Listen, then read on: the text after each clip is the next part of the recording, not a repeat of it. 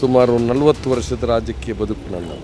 ಈಗ ಈ ಸರಿ ಚುನಾವಣೆಯಲ್ಲಿ 5 ಜನ ಸ್ಪರ್ಧೆ ಮಾಡ್ತಾರೆ. ಅದರಲ್ಲಿ 4 ಜನ ಬೇರೆ ತಾಲೂಕಿನವರು. ರಮನಾಥ ರೈ ಒಬ್ಬರೇ ಬಂಟ್ವಾಳ ತಾಲೂಕು. ಕಳೆದ ಆದ ಸೋಲಿನ ಪ್ರಾಯಶ್ಚಿತ್ತದ ಮತ ನನಗೆ ಸಿಗುತ್ತೆ ಅಂತ ಹೇಳುವಂಥ ಮಾತನ್ನು ಹೇಳಲಿಕ್ಕೆ ಇಷ್ಟಪಡ್ತೇನೆ. ಅವರಿಗೆ ದಪ್ಪ ಚರ್ಮದವರಿಗೆ ಯಾವುದು ನಡೆಯುವುದಿಲ್ಲ. ಬದುಕುವುದೇ ಕಷ್ಟ ಆಗಿದೆ ಮನುಷ್ಯನಿಗೆ. ಈ ಹಸಿವಿನ ನೋವು ಈಗ ಅರ್ಥ ಆಗ್ತಾ ಇದೆ. BJPಗೆ ಅಧಿಕಾರ ಕಳ್ಕೊಳ್ಳುವಂಥ ಭೀತಿ ಖಂಡಿತ ಇದೆ ಅಂತ ಹೇಳುವಂಥ ಮಾತನ್ನು ನಾನು ಹೇಳಲಿಕ್ಕೆ ಇಷ್ಟಪಡ್ತೇನೆ. ಬರೀ ಸಣ್ಣ ಪುಟ್ಟ ರಸ್ತೆ ಮಾಡಿದ್ರೆ ಅದು ಅಭಿವೃದ್ಧಿ ಅಲ್ಲ. ನಾನು ಮಾಡೋ ಸಾಧನೆ ಇನ್ನೊಬ್ಬರು ಯಾರು ಮಾಡಿಲ್ಲ ಅಂತ ಹೇಳುವಂಥ ಮಾತನ್ನು ನಾನು ಈ ಸಂದರ್ಭ ಹೇಳಲಿಕ್ಕೆ ಇಷ್ಟಪಡ್ತೀನಿ. ಈಗ ನಮ್ಮ ಜೊತೆಗೆ ಈ ಒಂದು ವಿಧಾನಸಭಾ ಚುನಾವಣೆಗೆ 9ನೇ ಬಾರಿ ಅದೃಷ್ಟ ಪರೀಕ್ಷೆಗಿಳಿದಿರುವಂತಹ 6 ಬಾರಿ ಗೆದ್ದಿರುವಂತಹ ಬಂಟ್ವಾಳ ಕ್ಷೇತ್ರದ ಮಾಜಿ ಶಾಸಕರು ಜೊತೆಗೆ ಮಾಜಿ ಸಚಿವರಾಗಿರುವಂತಹ ರಮನಾಥ ರೈ ಅವರಿದ್ದಾರೆ. ಅವ್ರ ಜೊತೆ ಮಾತನಾಡಿಕೊಳ್ಳೋಣ. ಹೇಗೆ ಚುನಾವಣೆಗೆ ಸಿದ್ಧತೆಗಳಾಗ್ತಾ ಇದೆ, ಏನೆಲ್ಲ ವಿಚಾರಗಳಿದೆ ಅನ್ನುವಂಥದ್ದನ್ನು. ನಮಸ್ತೆ ಸರ್. ನಮಸ್ಕಾರ. ಹೇಗಿದೆ ಜನರ ಟ್ರೆಂಡ್? ಓಡಾಡ್ತಾ ಇದ್ದೀರಿ, ಪ್ರಚಾರಗಳನ್ನು ಮಾಡ್ತಾ ಇದ್ದೀರಿ, ಹೇಗೆ ಅನಿಸ್ತಾ ಇದೆ? ತಾವು ಕೂಡ ಕ್ಷೇತ್ರದ ಉದ್ದಕ್ಕೆ ತಿರುಗ್ತಾ ಇದ್ದೀರಿ. ನಾನು ಚುನಾವಣೆಯಲ್ಲಿ ಸ್ಪರ್ಧೆ ಮಾಡುವಂಥ ಒಂದು ಅಭ್ಯರ್ಥಿ. ನಾನು ಈ ಕ್ಷೇತ್ರದಲ್ಲಿ ಸುಮಾರು 40 ವರ್ಷದ ರಾಜಕೀಯ ಬದುಕು ನನ್ನ. ಇದು 9ನೇ ಸಾರಿ ಚುನಾವಣೆಗೆ ಸ್ಪರ್ಧೆ ಮಾಡ್ತಕ್ಕಂಥ. ನಾನು ಬಂಟ್ವಾಳದ PLD ಬ್ಯಾಂಕಿನ ಅಧ್ಯಕ್ಷನಾಗಿ ರಾಜಕೀಯವನ್ನು ಶುರು ಮಾಡಿದವನು ಭಾಳ ಚಿಕ್ಕ ವಯಸ್ಸಿನಲ್ಲಿ. ನಾನು ಬೇರೆ ಊರಿಂದ ಓಟಿಗೆ ಬಂದವನಲ್ಲ. ನನ್ನ ವಿರುದ್ಧ ಓಟಿಗೆ ನಿಂತವರು BJPಯವರು ಕ್ಷೇತ್ರವರು ಒಬ್ಬರೇ ಇದ್ದದ್ದು. ಕಾಡಬೆಟ್ಟು ನಾರಾಯಣ ರೈ ಬಿಟ್ಟರೆ ಮತ್ತು ಎಲ್ಲ ಕೂಡ ಬೇರೆ ತಾಲೂಕಿಂದ ಬಂದವರು. ನಾನು ಬಂಟ್ವಾಳ ತಾಲೂಕಿನವನು. ಈಗ ಈ ಸರಿ ಚುನಾವಣೆಯಲ್ಲಿ 5 ಜನ ಸ್ಪರ್ಧೆ ಮಾಡ್ತಾರೆ. ಅದರಲ್ಲಿ 4 ಜನ ಬೇರೆ ತಾಲೂಕಿನವರು. ರಮನಾಥ ರೈ ಒಬ್ಬರೇ ಬಂಟ್ವಾಳ ತಾಲೂಕಿನ. ಇದು ಕೂಡ ನೀವು ಗಮನಿಸಬೇಕು. ಆದ್ದರಿಂದಾಗಿ ನಾನು ಜನರ ಜೊತೆ ಇದ್ದವನು. ಇಲ್ಲಿಯ ಸಾರ್ವಜನಿಕ ಬದುಕಿನಲ್ಲಿ ನಾನು ಇವರ ಜೊತೆ ಇದ್ದವನು. ಇವರ ಕಷ್ಟ ಸುಖದಲ್ಲಿ ನಾನು ಎಷ್ಟೋ ವರ್ಷದಿಂದ ಭಾಗಿಯಾದವನು. ಇವರ ಸುಖ ದುಃಖದಲ್ಲಿ ಎಷ್ಟೋ ವರ್ಷ ನಾನು ಭಾಗಿಯಾದವನು. ಜನರ ಜೊತೆ ಇದ್ದವನು.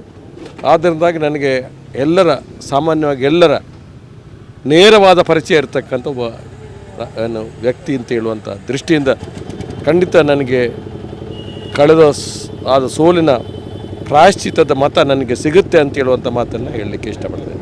ಕಳೆದ ಬಾರಿ ಅಪಪ್ರಚಾರ ಆಯಿತು ಅನ್ನುವಂಥ ಮಾತುಗಳನ್ನು ತಾವು ಹೇಳ್ತಾ ಬರ್ತಾ ಇದ್ದೀರಿ. ಆ ಅಪಪ್ರಚಾರವೇ ತಮ್ಮ ಸೋಲಿಗೆ ಕಾರಣ ಆಯಿತು ಅನ್ನುವಂಥದ್ದನ್ನು ಕೂಡ ಹೇಳ್ತಾ ಇದ್ದೀರಿ. ಈ ಬಾರಿ ನಿಮಗೆ ಸವಾಲು ಅಂತ ಇರುವಂಥ ವಿಚಾರಗಳೇನು? ಈಗ ನೋಡಿ, ಆವಾಗ ನಾವು ಸರ್ಕಾರ ಅಧಿಕಾರದಲ್ಲಿತ್ತು. ನಮ್ಮ ಮೇಲೆ ತಪ್ಪನ್ನು ಹೊರಿಸಲಿಕ್ಕೆ ಅವರಿಗೆ ಅನೇಕ ಅವಕಾಶಗಳಿತ್ತು. ನಿಜ ಹೇಳಬೇಕಂತಂದರೆ ಸಿದ್ದರಾಮಯ್ಯ ಸರ್ಕಾರ ಅದ್ಭುತವಾದ ಕೆಲಸವನ್ನು ಮಾಡಿತ್ತು.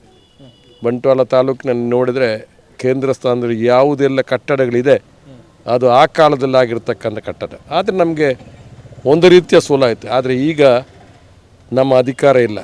BJPಯವರು ಅಧಿಕಾರದ ಇದ್ದುಕೊಂಡು ಯಾವ ರೀತಿ 40% ಭ್ರಷ್ಟಾಚಾರದ ಬಗ್ಗೆ ಅಲ್ಲಿಯ ಗುತ್ತಿಗೆದಾರ ಸಂಘದ ಅಧ್ಯಕ್ಷ, ಪತ್ರಿಕೆಯವರು, ಪಕ್ಷದವರು ಹೇಳುವುದಲ್ಲ, ಗುತ್ತಿಗೆ ಸಂಘದವರು ಹೇಳೋದು.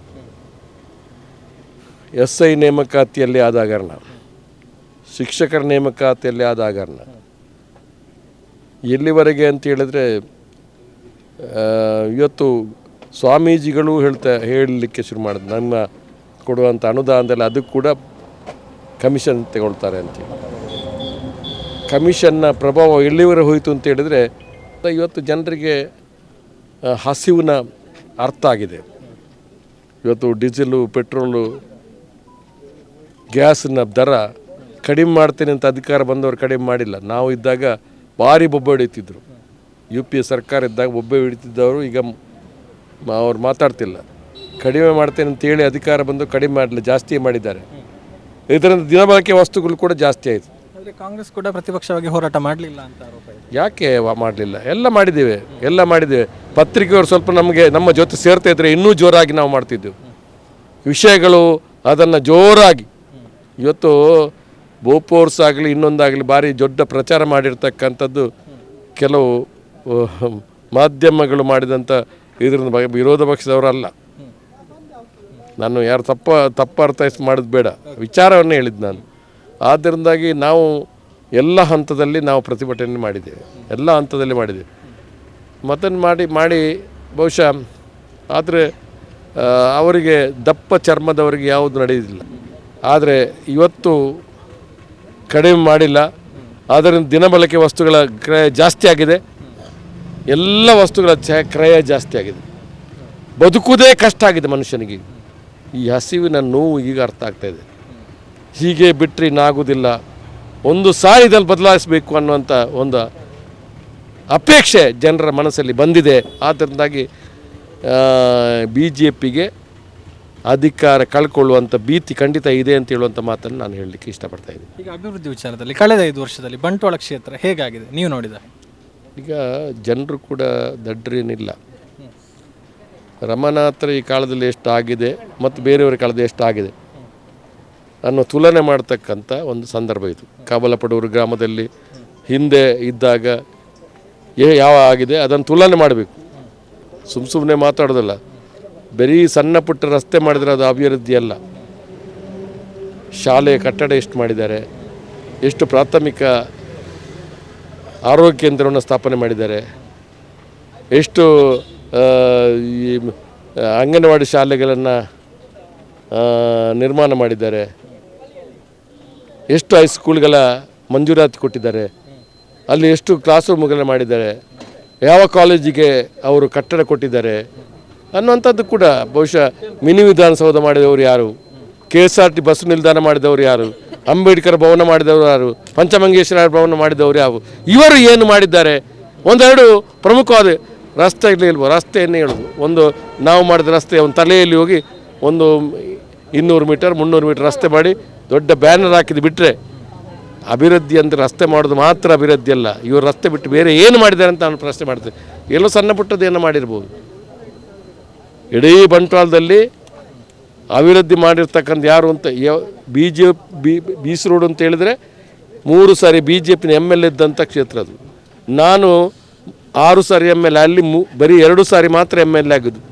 ಅದು ವಿಟ್ಲ ವಿಧಾನಸಭಾ ಕ್ಷೇತ್ರವಾಗಿತ್ತು. ಆ 2 ಅವಧಿಯಲ್ಲಿ ಒಂದು ವಿರೋಧ ಪಕ್ಷ ಇದ್ದೆ, ಒಂದು ಆಡಳಿತ ಪಕ್ಷ ಇದೆ. ನಾನು ಮಾಡೋ ಸಾಧನೆ ಇನ್ನೊಬ್ಬರು ಯಾರು ಮಾಡಿಲ್ಲ ಅಂತ ಹೇಳೋದಕ್ಕ ಮಾತನ್ನು ನಾನು ಈ ಸಂದರ್ಭ ಹೇಳಲಿಕ್ಕೆ ಇಷ್ಟಪಡ್ತೀನಿ. 2 ವರ್ಷದ ಅವಧಿಯಲ್ಲಿ 3 ವರ್ಷ ರುಕ್ಮಾಯಿ ಪೂಜಾರಿ ಶಾಸಕರಾಗಿದ್ದರು, 1 ವರ್ಷ ಪದ್ಮ ಕೊಟ್ಟಾರಿಯವರು ಆ ಭಾಗದಲ್ಲಿ ಶಾಸಕರಾಗಿದ್ದರು. ಆದರೆ ಏನಾದರೂ BC ರೋಡ್ನಲ್ಲಿ ಆಗಿದ್ದರೆ ಅದು ರಮನಾಥ ರೈ ಮಾಡಿರ್ತಕ್ಕ ಕೆಲಸ BC ರೋಡ್ನಲ್ಲಿ. ಇದು ನಾನು ಖಂಡಿತ ಹೇಳಲಿಕ್ಕೆ ಇಷ್ಟಪಡ್ತಾ ಇದ್ದೇನೆ. ಹಾಗಾಗಿ ಈ ಬಾರಿ ಕಾಂಗ್ರೆಸ್ಗೆ ಫೇವರ್ ಇದೆ. ಕಾಂಗ್ರೆಸ್ಗೆ ಜನ ಓಟ್ ಹಾಕ್ತಾರೆ ಅಂತ ನಮ್ಮ ವಿಶ್ವಾಸ. ಓಟು ಹಾಕಲಿಕ್ಕೆ ತಿಳ್ಕೊಂಡು ಅವ್ರು ಓಟ್ ಮಾಡಬೇಕು ಅಂತ ಜನರಲ್ಲಿ ಕೂಡ ವಿನಂತಿ ಮಾಡಿಕೊಡ್ತಾರೆ.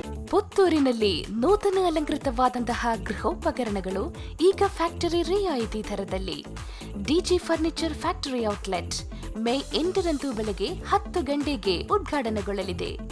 ನಿಮ್ಮ ಕನಸಿನ ಗೃಹ ಇನ್ನಷ್ಟು ಆಕರ್ಷಣೆಗೊಳಿಸಲು wardrobe, bedroom set, sofa set, wooden ಕೋಟೆಗಳು ಮುಂತಾದಂತಹ ಎಲ್ಲ ಗೃಹೋಪಕರಣಗಳು ಈಗ ಫ್ಯಾಕ್ಟರಿಯ ರಿಯಾಯಿತಿ ದರದಲ್ಲಿ.